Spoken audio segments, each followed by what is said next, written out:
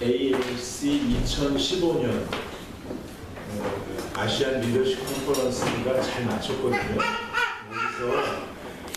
아주 훌륭한 리더분들이 오셔가지고 강연을 하셨는데, 전체적인 내용은 통일 한국 시대를 기점으로 아시아가 세계를 섬기는 역사가 활짝 열릴 것이다.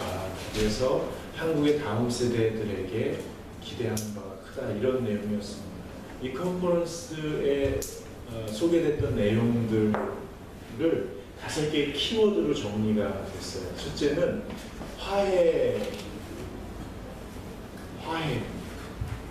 갈등을 넘어선 화해, 그리고 공존을 전제로 한 나눔, 그리고 공동체 기초한 통합, 그리고 데이터를 분석하고 미래를 예측하는 창의, 그리고 더 나은 세상을 위하여 끊임없이 부딪히는 도전.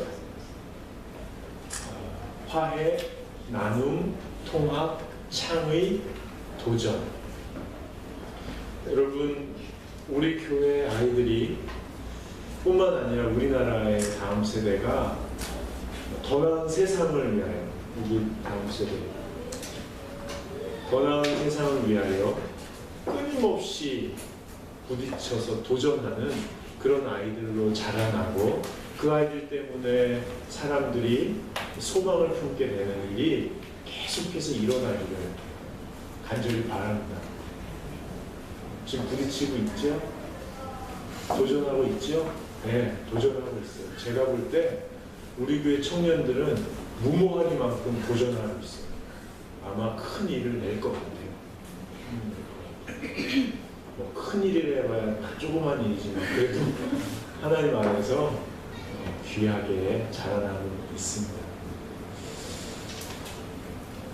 국제 구호단체 중에 하나인 세이브 더 칠드런하고 서울대 사회복지연구소하고 얼마 전에 아동 행복감 국제 비교 연구를 실시했습니다.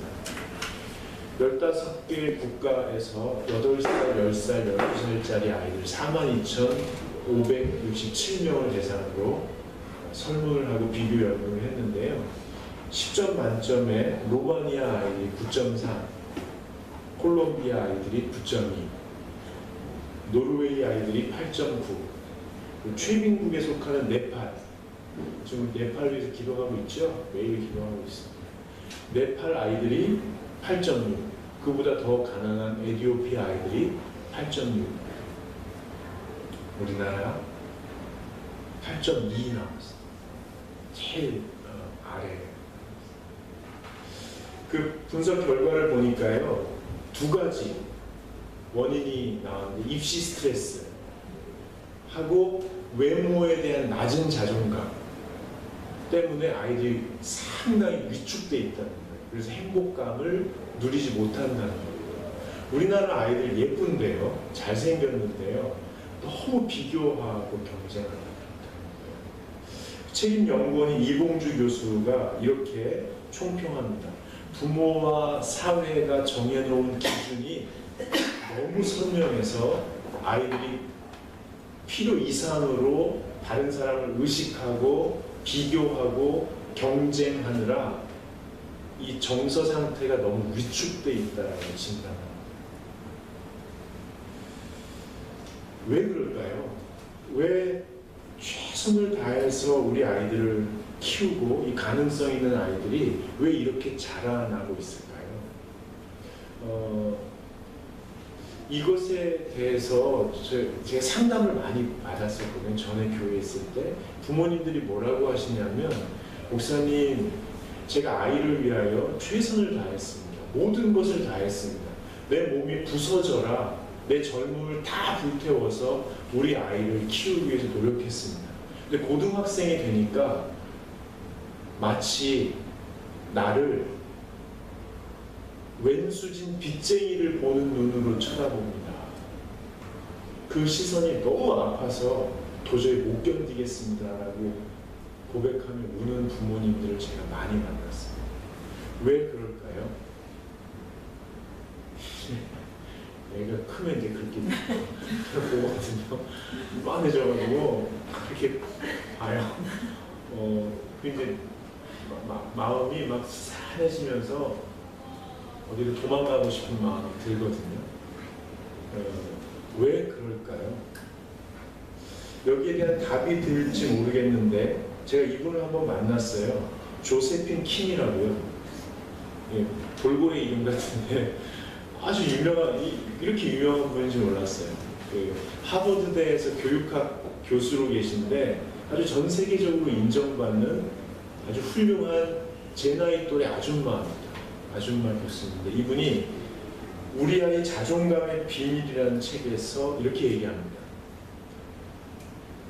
자녀 성공을 위한 부모의 노력이 상당히 구체적이다. 특히 한국은 학원 보내고 과외시키고 옷 사입히고 신발 사신기고 용돈 주고 심지어 해외 연수까지 보내고 모든 것을 다 해주고 여행도 다니고 하는데, 그 모든 것이 아이의 성장에 도움이 되지 않게 하는 한 가지 요인이 숨어 있다. 그게 뭐냐면 아이들의 선택권을 보장해주지 않는다. 모든 것을 다 해주는데 아이들의 선택권을 보장해주지 않는다. 선택권을 보장해준다는 말이 뭐냐면, 김용재의 당신은 좋은 부모입니다 라는 책을 보면, 저도 이제 그런 얘기를 했는데, 이 DJ가 자기 노래 틀 때 이렇게 민망할 것 같아요. 근데 거기 내용에 보면 선택권을 배려한다는 게 뭐냐면 선택의 공간을 마련해 준다는 거예요.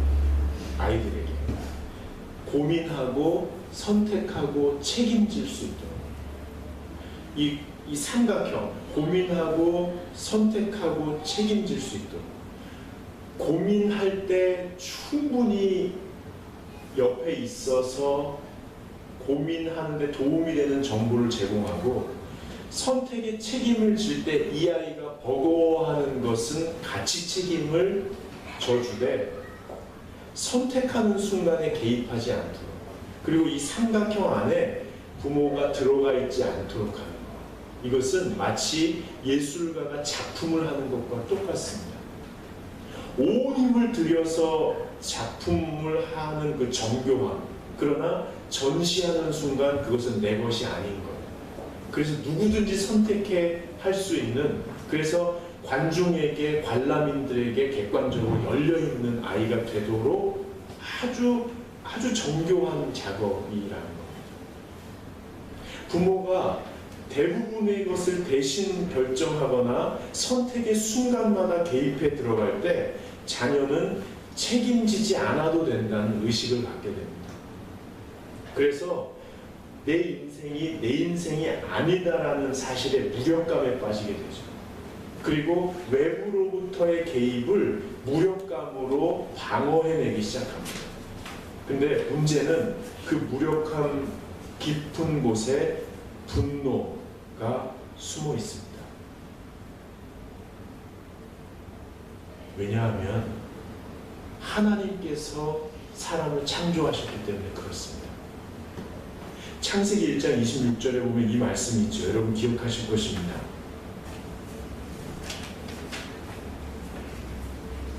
하나님이 이르시되 우리의 형상을 따라 우리의 모양대로 우리가 사랑한다. 그러니까 사람이 하나님의 거룩한 형상대로 지음받은 존재라는 거예요. 그리고 이렇게 이야기하십니다. 그들로 바다의 물고기와 하늘의 새와 가축과 온 땅과 땅에 기는 모든 것을 다스리게 하지 하시고, 하나님의 형상대로 사람을 창조하고 이 사람에게 온 세상을 다스리도록 사명을 주셨다는 거예요. 온 세상을 너의 뜻대로 마음대로 다스려봐라 라고 위임하셨습니다. 구체적으로 창세기 2장 19절에 보면 이런 말씀이 있습니다. 하나님께서 각종 생물을 모두 사람에게 데리고 오니까 사람이 명령하는 대로 그의 이름이 되니라. 모든 세상의 것을 나 혼자 부딪혀서 내가 생각하고 느끼고 인식하는 대로 이름을 붙여주는 자율성, 독립성, 주도성, 창의력, 창의적인 존재로 하나님이 만드셨는데 과도하게 개입하거나 방치할 때 이 거룩한 하나님의 형상이 훼손된다고 느낄 때 아이들은 분노하고 노여워하기 시작합니다. 그래서 오늘 본문에 보시면 4절에 또 아비들아 너희 자녀를 노엽게 하지 말고, 저는 이 말씀을 푸는데 오래 걸렸습니다. 자녀가 어떻게 부모에게 노여워할 수 있을까? 이 실체가 뭘까?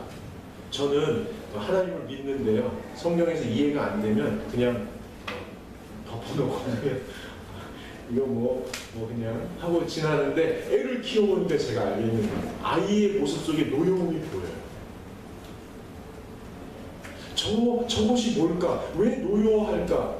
버릇이 없는 건가? 권위를 존중하지 않는 건가? 내가 잘못 키운 건가? 여러 가지 생각을 하지만 그 노여움 속에 하나님의 형상이 훼손됐다는 것에 대한 경고음이 들려있는 거죠. 여러분, 그래서 오늘 본문 말씀에 보시면 노엽게 하지 않는 데 있어서 길이 뭐냐면 오직 주의 교훈과 훈계로 양육하라. 저는 부모님들이, 저를 포함해서 부모님들, 그 부모가 될 분들이 이 말씀에 집중해야 된다고 봐요. 특별히 오직 이 단어, 오직 이 단어. 여기 양육하라고 나오는데요, 양육해야 된다는 거예요. 육이 무슨 자죠? 육? 기를 육자잖아요. 기른다는 게 뭐예요? 씨앗의 가능성을 먼저 보는 거죠. 이 씨앗이 뭔지를 보는 거죠.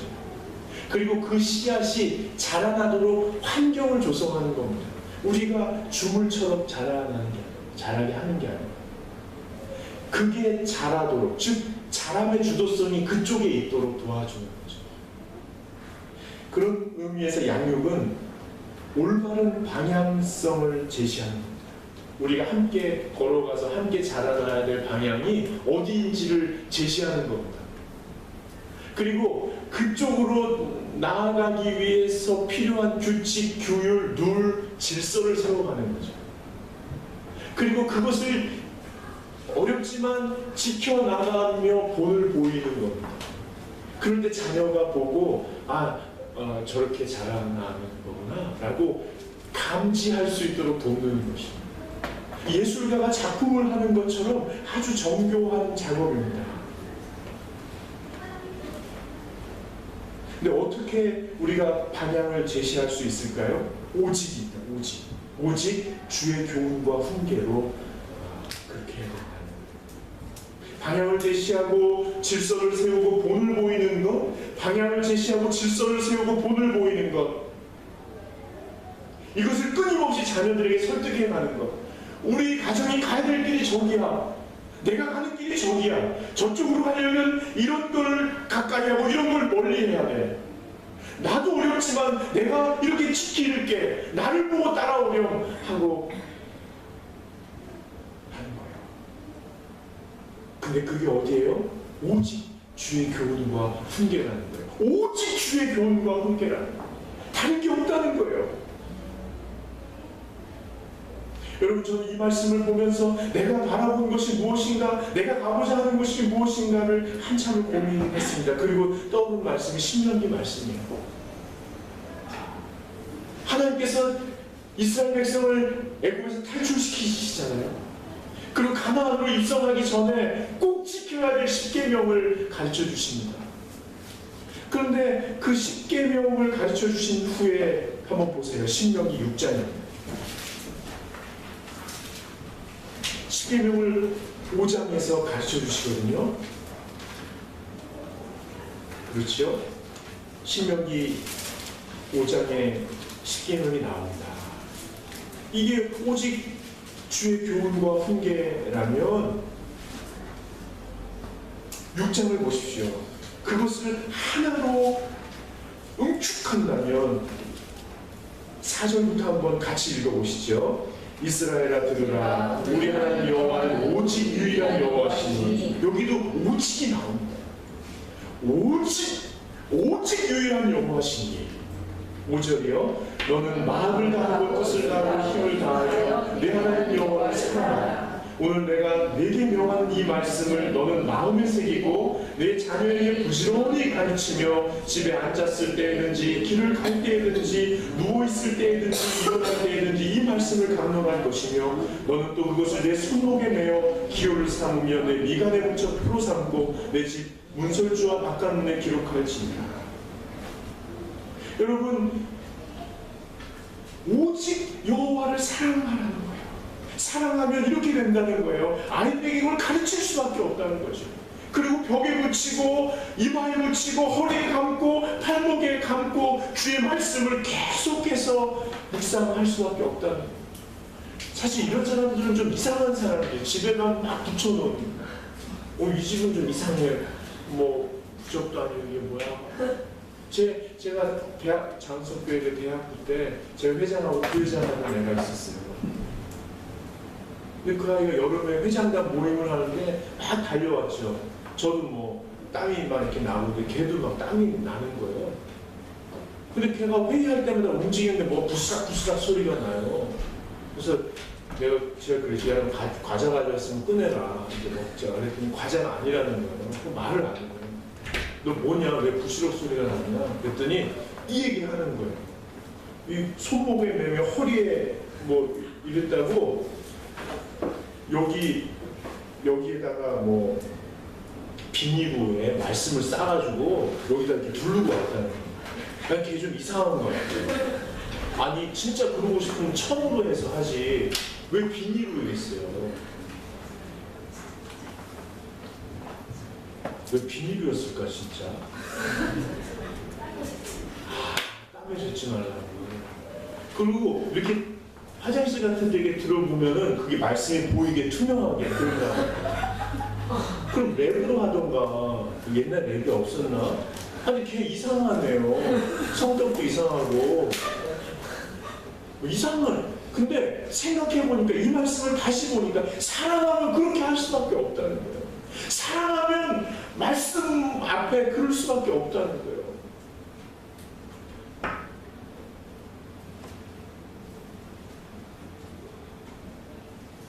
여러분, 우리 자녀들에게 말이에요. 우리 자녀들에게 오늘 그러더라고요. 빌 게이츠가 하버드대에서 공부를 잘했다면서요.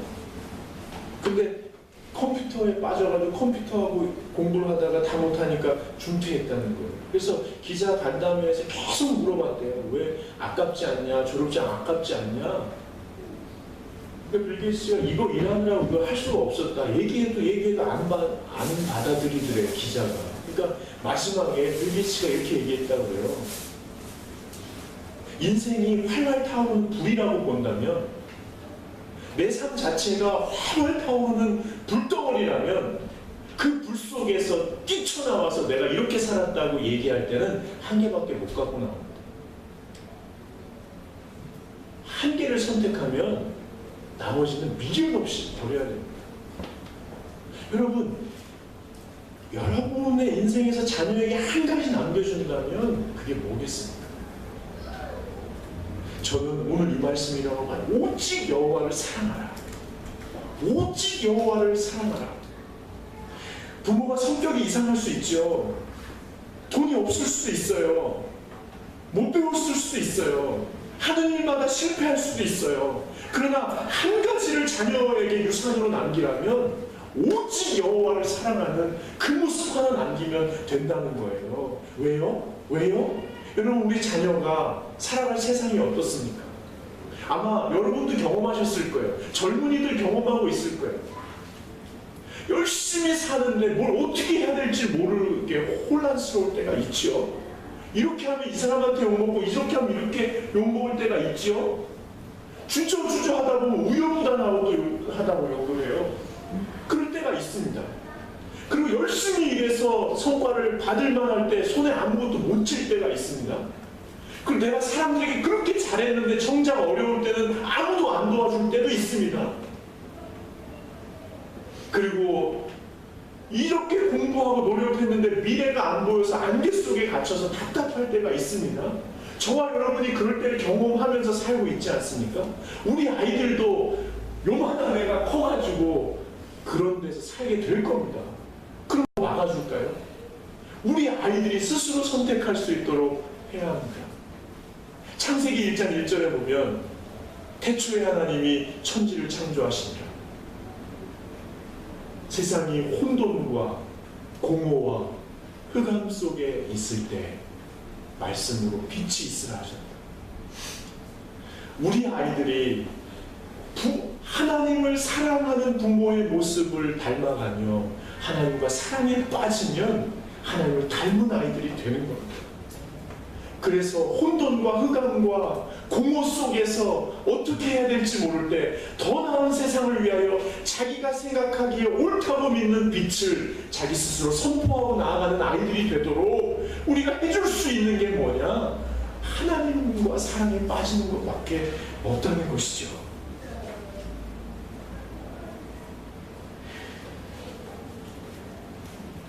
여러분, 어떻게 우리가 하나님과 사랑에 빠질 수 있을까요? 어떻게 하나님과 사랑에 빠질 수 있을까요? 여러분 스스로에게 물어보셨습니까? 나는 하나님과 사랑에 빠지기를 원하는가? 저 양반은 빠질 만한 가치가 있는가? 여호와 하나님은, 기독교가 말하는 하나님은 정말 내 인생을 걸만한, 사랑받을 만한, 그의 사랑을 내가 받을 만한 가치가 있는 존재인가에 대해서 고민하고 계시죠. 저는 여러분이 고민하고 있다고 봅니다. 저는 그것이 신앙이라고 믿습니다. 우리 교회 나오다가 가끔 못 나오는 분들 제가 찾아가서 만납니다. 그러면은 우리가 겉으로 볼 수 없는 마음의 깊은 무거운 짐들이 있습니다. 제가 그분에게 마지막에 헤어지면서 한 말들이 있습니다. 습관적으로 그냥 교회에 오는 것보다 깊이 고민하고 갈등하는, 회의하는 용기를 갖고 있는 이것 자체도 신앙입니다. 믿음은 약해졌을 수 있다고 보지만 당신 지금 신앙 안에 있습니다. 여러분도 회의하시죠. 저는 평생 할 것 같습니다. 정말 보이지도 않고 들리지도 않고 잡히지도 않는 여호와 하나님이라는 분이 정말 내 인생을 걸만한 분이신가 아마 고민하고, 맞다라고 따라가다가 또 고민하고, 맞다라고 따라가다가 또 고민하게 될 것입니다. 저는 그 모든 것이 신앙이라고 믿습니다. 그러면 부모가 진지하게 고민하는 거예요. 그냥 기본적으로 습관적으로 교회 와야 되니까 와야 된다고 그냥 무조건 믿으라고 하는 게 아니라 인격적인 하나님 앞에서 정말 내 인생을 그분에게 드릴 만한지 진지하게 고민하며 그 애틋한 사랑이 점점점 깊어져가는, 부부가 갈등 속에서 가까워지고 아프지만 하나 되어가는 평생의 과정을 신과의 관계 속에서 아이들에게 보여줄 수 있는가? 이게 저는 오직 여호와를 경외하는 것이라고 봅니다. 여러분, 그럼에도 불구하고 우리가 육체적인 존재이기 때문에 하나님을 사랑하지 않잖아요. 그러니까 몸이 게으르다기보다 바울이 말하는 육적인 존재, 영적인 존재와 반대되는 육적인 존재이기 때문에 하나님께 나아가는 걸 자꾸만 싫어합니다. 여기서 말하는 것은 정말 하나님과 사랑에 빠져가는, 그래서 내 육체의 소욕을 자꾸만 내려놓고 하나님과 사랑하는 그 깊이가 더해가는 그 과정을 자녀들에게 보여줄 수 있어야 된다는 겁니다. 하나님을 인정하는 것, 하나님을 높이는 것, 나보다 위에 거룩하신 존재가 있다는 것을 부모가 인정하는 것. 그래서 기도하는 거예요. 아침에 일어나면 엎드려서 아빠가 파자마 바람에 똥꼬가 보이는데 엎드려가지고 기도하는 모습을 애가 봤단 말이에요. 엉덩이를 확 까면서 딱 때리는데 뭐해? 기도. 그 가정이 퇴근하면 어떻게든 피곤한데도 성경을 한 장이라도 읽고 애가 툭툭 뭐해요? 찢으면 안 돼. 다시 붙이고 읽고, 그래서 말씀을 중요하게 여기는 그래서 하나님과의 사랑을 더 깊어져 가는 쪽으로 자꾸만 걸어가는 그 부모의 모습 속에서 자녀들은요, 우리 부모보다 높은 존재가 있다는 것. 보이지 않고 잡히지 않고 들리지 않지만 우리 보이는 나보다 힘 있는, 나보다 더 큰 부모 위에 어떤 존재가 있다는 것을 감지하기 시작합니다. 영적으로 감지하기 시작하면 그가 나를 돌보신다는 안정감을 갖게 되고, 그러면 이 아이는 세상에 부딪혀 도전하는 용기를 갖게 됩니다. 여러분, 제가요, 허락을 받고, 이분한테 허락을 받고 이분 얘기를 여러분께 들려드릴게요. 대구에 가면 최영재라는 분이 계세요. 찾아다니지 마세요. 이분이 어릴 때 사시였어요, 사시.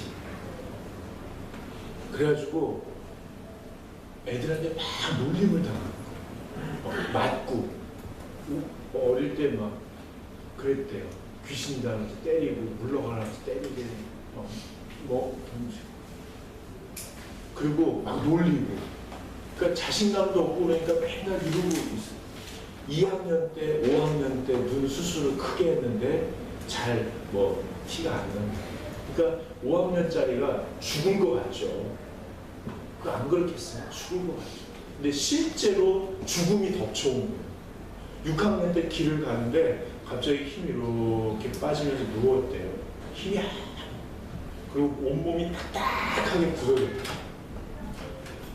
살아났는데, 구사일생으로 살아났는데 반복되는 거예요. 입에서는 하얀 거품이 계속 24시간 나오고, 이렇게 가다가 그냥 쓱 쓰러지면 그 자리에 굳어가지고 못 움직여. 그러니까 엄마가 쫓아다니면서 닦아주고 바늘로 여기 다 따야 돼. 그러면은 검은 피가 발하고 손끝에서 줄줄줄 나오면서 회복이 되고. 그래서 고대 안암병원에 가가지고요, 치료를 다 했대요. 근데 아무런 원인이 밝혀지지 않고 더 반복되는 거죠. 정신과 병동으로 갔대요. 그래도 모르겠다는 거예요. 근데 어떤 엄마나 이 최영재 씨나 다 이제 죽는, 이제 어떤 목사님을 만난 거예요. 목사님이 그 6학년짜리한테 그랬대요.